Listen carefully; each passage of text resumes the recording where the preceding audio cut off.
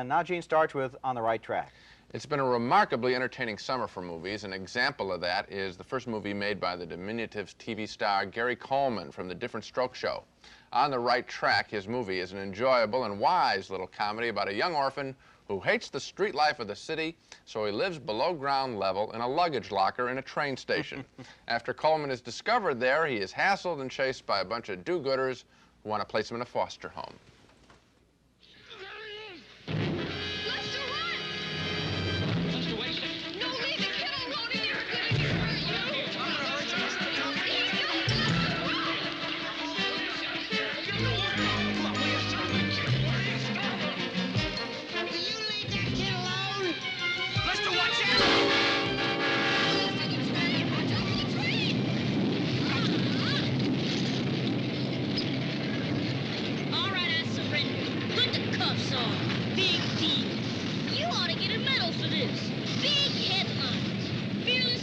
Catches 10-year-old kid.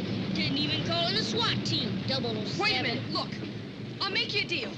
Meet me at Gino's cellar at 3 o'clock, and you didn't find the kid. I can give you today's triple. Dancing golf, fish dream, and latest song. You can still make the track. Yeah. What are we going to race to the 14th Street shelter? Come on, it's post time. Let's go. The reference there to the racetrack concerns young Lester's ability to pick winners. I'm a sucker for movies about kids who can pick winners at the racetrack. Anyway, Lester tries to hang on to his locker in the train station by helping out the city, which is having serious financial problems. He agrees to make bets for the city at the racetrack, and after Lester has won $1 million, the mayor, played by Norman Fell, holds a Lester Day rally. Cue, Mr. Mayor, drop the Drake.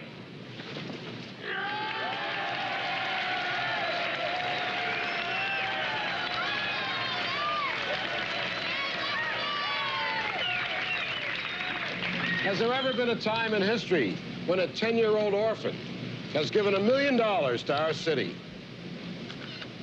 A city which, well, let's just say, hasn't been too kind to him.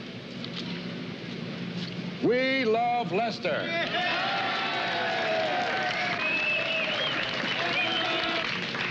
This check will make this whole city like Union Station.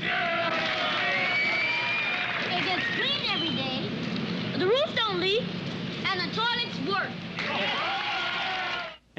Now, the story gets needlessly complicated at the end, but before that, I was won over to On the Right Track.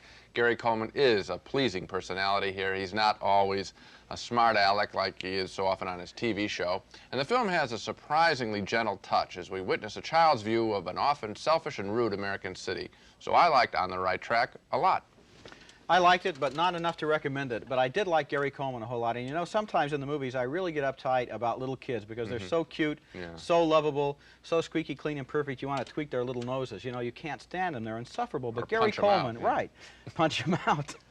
Gary Coleman isn't like that, at least. In the scene with the mayor, for example, it looked as if he was almost about to ask for a patronage job. Right, he's a sharp He's got kid. a real edge to him, and I like that about the film. So why are you not recommending it? So why didn't I like it? Well, the first hour of the film, I was thinking, this is unusually good. This is surprisingly good. And then it got all junked up with all kinds of subplots and chases, and the mafia comes in, and extra characters are introduced.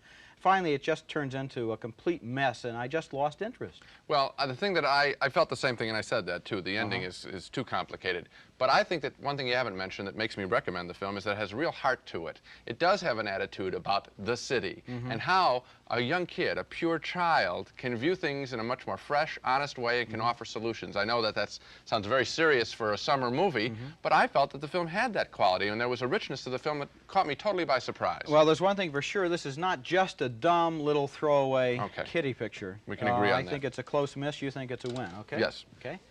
On the Right Track is the comedy starring pint-sized Gary Coleman. We both like little Gary, and Gene thought the movie was a bright and original comedy, but I felt a good idea got too cluttered and crowded, so I vote no.